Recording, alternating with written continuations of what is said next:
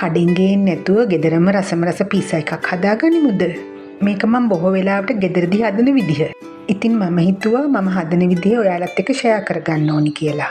මද රස්නෙන් වතුර 1 මිලිලීටර් 180ක් විතර ගන්න. යීස්ට් හැඳි 1/2යි, පැණි මේස හැඳි 1/2ක් හොඳින් මිශ්‍ර කරගෙන විනාඩි 5ක් වසා තබා ගන්න. පාන් පිටි ග්‍රෑම් 300ක් භාජනයකට දාගන්න. දැන් මගේ යීස්ට් මිශ්‍රණය හොඳට ඇක්ටිව් වෙලා තියෙනවා. ඒක මේ පිටි මිශ්‍රණයට එකතු කරගෙන මේ විදිහට ගෑරු උප්පුවකින් හොඳට මිශ්‍ර කරගන්න. මේ වෙලාවේදී මම මෙල්ට් කරගත් බටර් ටිකකුත් මේකට එකතු කරගන්නවා. රස අනුව ලුණු ටිකකුත් එකතු කරගෙන මේක හොඳට මේ විදිහට නිත් කරගන්න. මේ ඩෝ එක මම හදාගන්නේ පොඩ්ඩක් අතේ ඇලෙන ගානට. මේ විදිහට විනාඩි 10ක් විතර මේක හොඳට නිත් කරගන්න.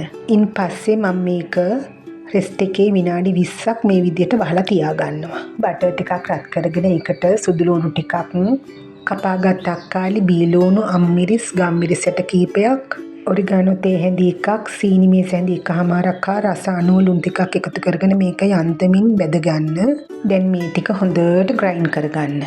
මේ ග්‍රයින්ඩ් කර ගැනීමෙන් පස්සේ කඩින් ගන්නවට වඩා මේ සෝස් එක හරිම රසයි.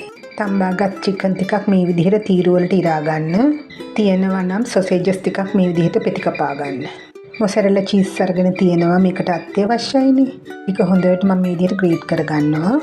ඔන්න මගේ ඩෝ එක විනාඩි 20කට පස්සේ අත් දෙකේ හොඳට තෙල් ටිකක් තවරගෙන මේක නැවත වරක් මේ විදිහට හොඳට නිත් කරගන්න.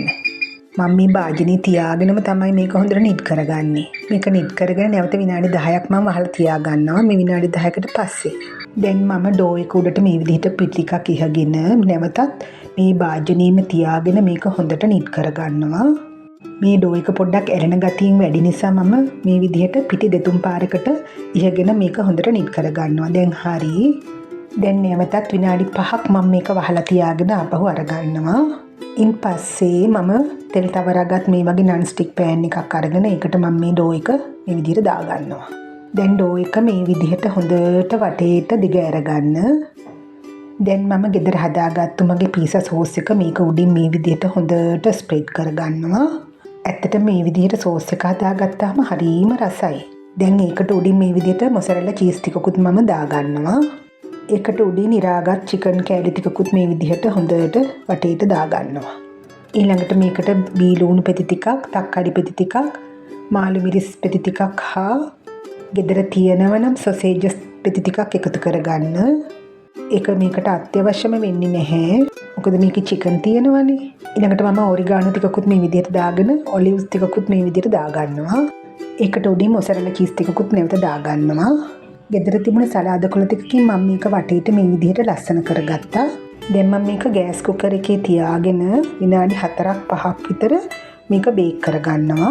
නැවත මේක මම බේකින් ට්‍රේ එකට මාරු කරගෙන oven එකේ සෙල්සියස් අංශක 180 විනාඩි 20ක් මම මේක බේක් කරගන්නවා. මේ බේක් කර ගැනීමෙන් පස්සේ ඇත්තටම ගෙදර හදන පීසා එක මාරම රසයි.